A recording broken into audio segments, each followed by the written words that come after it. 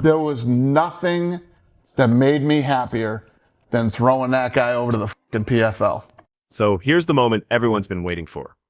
Dana White stopped playing games and laid it all out there, completely unfiltered. Well, I think the best person to answer that question is Dana White. You have to ask him whenever you have the chance. You ask him. Zero corporate speak, zero damage control, just straight up confrontation about Francis Ngannou walking away and what really went down. When he dropped that final bombshell during the live broadcast, even Francis couldn't stay quiet anymore. This whole Dana White versus Francis Ngannou thing just reached a breaking point. This wasn't some backstage whisper or corporate statement dropped through lawyers. This exploded right there on live television. Cameras capturing every word, audience hanging on every syllable as Dana White sat up straight, game face on, ready to tackle the elephant in the room he'd been dodging for way too long, Francis Ngannou.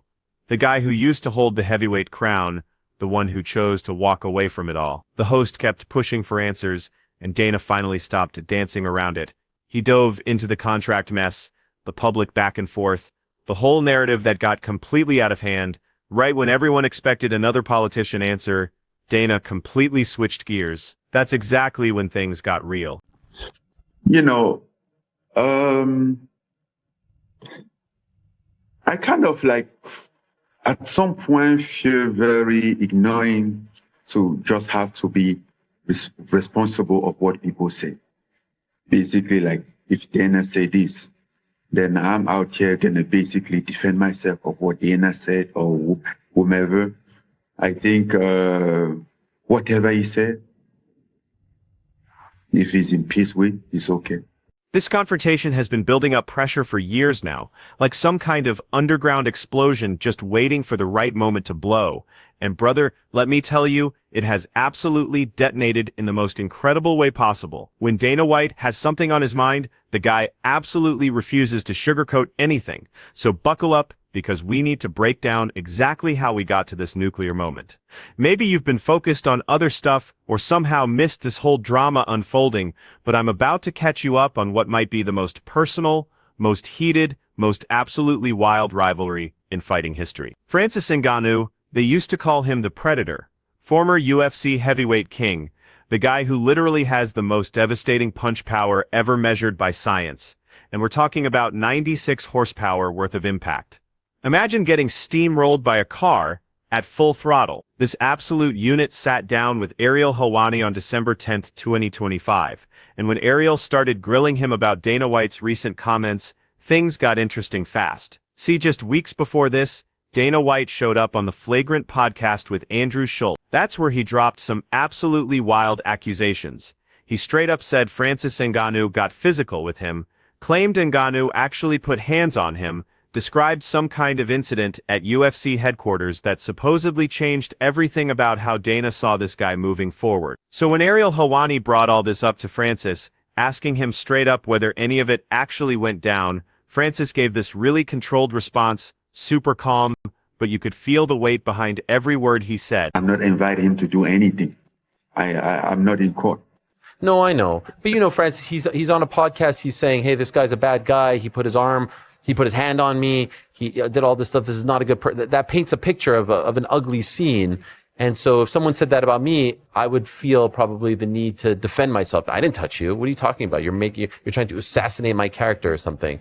Ariel kept pushing, asking Francis directly if he wanted to fire back at these serious accusations, if he wanted to set the record straight and defend himself against all this.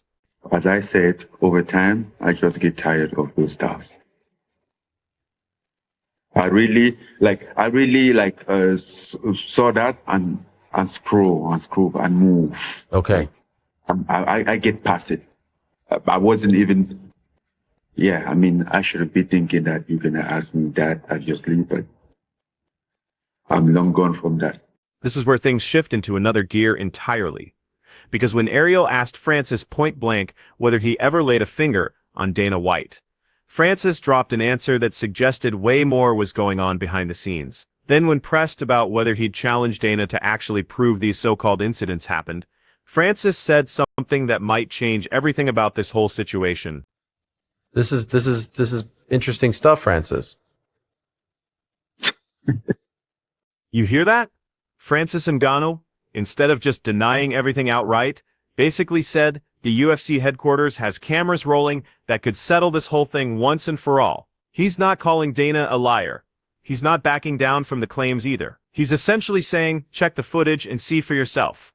Francis also made it crystal clear, though, that he's moved past caring about this kind of drama and nonsense at this stage of his life. Let me tell you what, if we let guys go, feel bad for the fucking company that gets them. We let them go for a fucking reason. Yeah, I get it. I don't have to let anybody go. Yeah. Yeah. I don't want to be in business with guys that I don't like and that I don't think are good. This interview alone would have been massive news. Former champion addressing years of accusations from the biggest power player in mixed martial arts. That's front page material every single time. But what came next is what really sent shockwaves through the entire fighting world. During that same conversation, Francis Ngannou revealed something that flipped the script completely. He let it slip that his PFL contract was wrapping up, that he'd be hitting free agency soon, and most explosive of all, he said he wanted to fight Jon Jones at the upcoming UFC White House event. Let me be clear on something too. When I say the physicality, it's not like Francis Ngannou came in here and like threatened us, you know, or did anything like that. But as men, everybody who is a man knows there's these situations with that, you know, we're in there and he's telling me that I deserve the 50,000. I want the 50,000. I said, and I get it. This guy fought whoever the fight was on the card, we had determined that they were going to get the 50,000. And I'm in there with them for however long we're talking, and I'm like, I'm done. And I had... Catch what just happened there? When they asked him what he wanted most, Francis was completely direct about wanting two specific fights, Jon Jones and Deontay Wilder. This was the match that set off the explosion. This was exactly what pushed Dana White over the edge and made him come back swinging harder than ever. Dana White goes absolutely nuclear. If you thought Dana White was just going to ignore Francis Ngannou's comments and move on quietly, then you clearly haven't been watching how this man handles business over the years. Dana White might be a lot of things, but backing down from a challenge definitely isn't one of them. Hours after Francis Ngannou's interview started making waves online, Dana White got asked about the whole situation, and what happened next was basically a complete destruction. A point-by-point takedown of any possibility that Francis Ngannou would ever step foot in a UFC octagon again. A total scorched earth approach that left zero room for confusion about where things stood.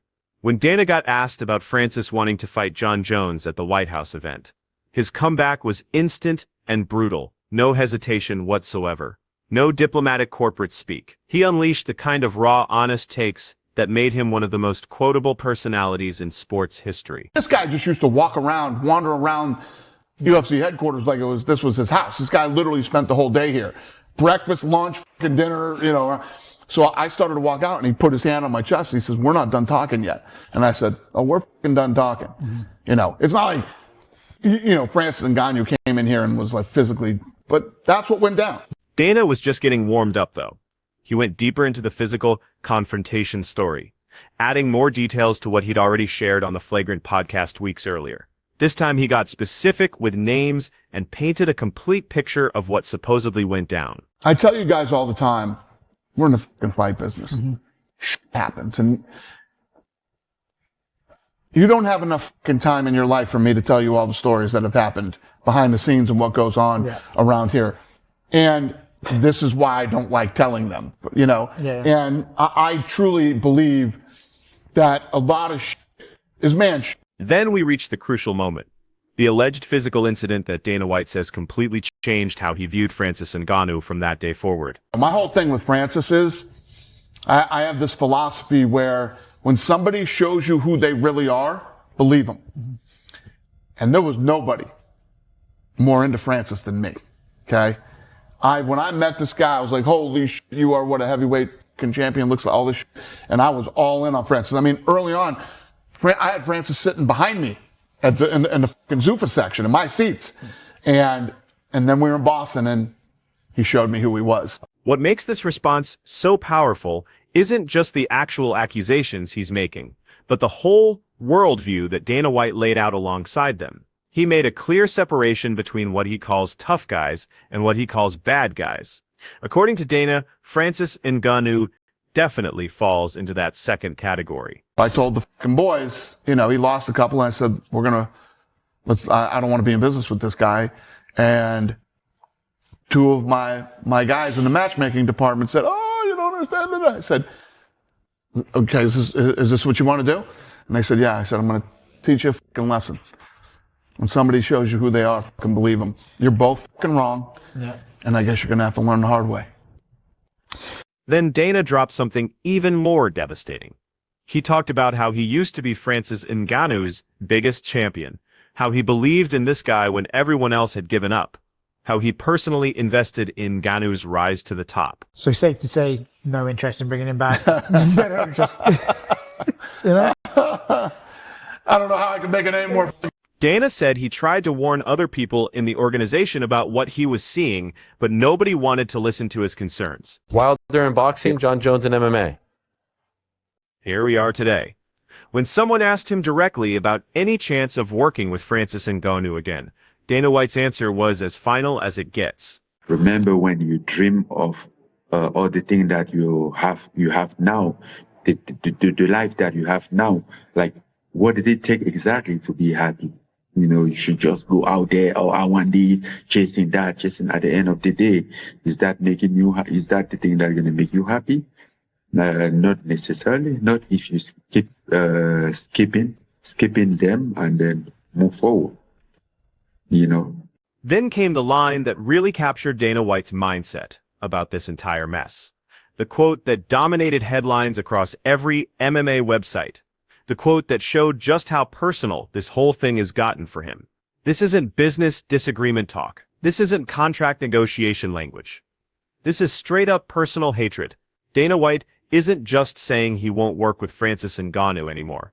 He's saying he's relieved to be done with him. He's saying PFL made a huge mistake taking him on.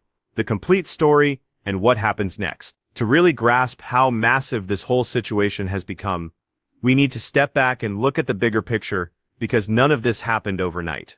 This confrontation represents years of building tension, years of public statements, years of what both sides clearly see as personal betrayal. This whole mess started back in mid-2021, when Francis Ngannou beat Stipe Miocic for the heavyweight title, but the real problems surfaced in 2022 during contract talks. Ngannou wanted more control, including boxing opportunities, health coverage, fighter representation, and sponsorship freedom. These were demands the UFC saw as completely unreasonable and unacceptable. What came next was a slow-motion breakup that played out through press conferences, interviews, and social media drama. At UFC 270 in January 2022, when Ngannou defended his belt against Sarel Ghani while fighting with a torn MCL, Dana White completely skipped the post-fight ceremony and press conference. A shocking break from tradition that showed everyone just how bad things had gotten. By January 2023, the UFC decided to waive their matching rights, officially cutting Ngannou loose and stripping his championship. Dana White called a press conference claiming the UFC had offered Ngannou a record-breaking contract that beat even Brock Lesnar's deal, but Ngannou turned it down. Ngannou fired back by accusing the UFC of being completely inflexible, saying they used ego-driven narratives to avoid admitting they wouldn't compromise on boxing opportunities or fair compensation. In May 2023, Ngannou signed with PFL in a groundbreaking agreement that included ownership stake and fight selection control, terms that Dana White publicly ridiculed. Throughout 2024 and into 2025, the verbal warfare continued. At the UFC 38 press conference in October 2024, Dana White stated flat out that Francis isn't a good person. He just acts like one. We'll never work together again.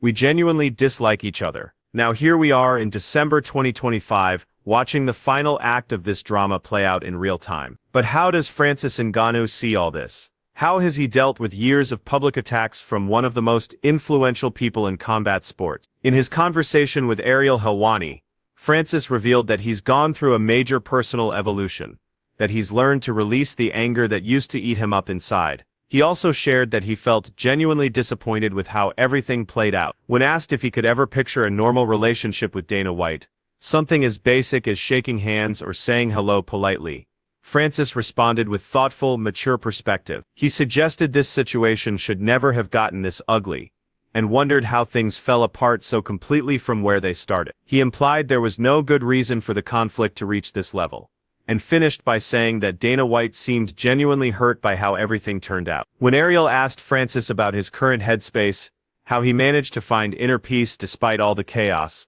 Francis shared what became one of the most insightful parts of the entire interview. Looking back over the past year and a half, he said the experience made him examine his life and reconsider what really mattered to him. He talked about times when his biggest worries were finding something to eat or somewhere to sleep. Basic needs that once seemed impossible to meet. But even after reaching financial security, he realized that happiness didn't automatically come with it. This recognition forced him to face a bigger question. If having everything you thought you wanted still doesn't make you happy, then what are people really searching for? This is someone who has clearly done the inner work. Someone who has faced his struggles head-on and come out the other side with the kind of wisdom most people spend their whole lives trying to find. But don't get it twisted. Francis Ngannou hasn't lost that competitive drive. When asked about his future, about what fights he wants most, he didn't hold back at all. Absolutely no doubt about it. The big question now is whether either of those fights can actually happen, with Dana White making it obvious that Francis Ngannou is completely banned from the UFC, that Jon Jones' fight seems pretty much impossible unless something major shifts, unless the money gets too big to ignore, unless fan demand gets so loud that even Dana White has to pay attention. As for boxing Deontay Wilder, Francis said that while both guys are interested, no real talks have started and nothing official is in the works yet. Right now, we're stuck with this situation that feels completely unfinished, a rivalry that has shaped an entire era of heavyweight fighting. Two guys who obviously have serious problems with each other, but who seem locked in this battle forever. People on social media have had mixed reactions to all this. Some folks are making fun of Dana White's tough guy act, cracking jokes about the UFC boss trying to intimidate the hardest puncher in fighting history. Others are supporting White's position, calling Ngannou difficult and fake. But maybe the most important thing to come out of all this is what Francis himself said, a perspective that goes way beyond petty sports drama. This is someone who has literally walked through hell, growing up poor in Cameroon, making that dangerous trip across the Sahara Desert and Mediterranean Sea to get to Europe, living on the streets of Paris with nothing, then climbing all the way to become the scariest heavyweight fighter on earth. Now at this point in his career, he's discovered something that might be worth more than any championship belt or giant payday, and that's inner peace. Whether Dana White and Francis Ngannou will ever make up is anybody's guess. Whether we'll ever see that dream fight between Ngannou and Jon Jones is looking pretty unlikely right now, but what's obvious is that this story isn't over yet. New chapters keep getting written, and in the crazy world of fighting, you can never say never. Because if we've learned anything from watching this whole saga play out, it's that in the fight game, the wildest stuff tends to happen exactly when you're not expecting it. So here's what I want to know. Do you think this confrontation was the real truth finally coming out, or just another power play dressed up as honesty? Drop your thoughts in the comments below, and if you want more content like this, check out the next video I've got lined up for you.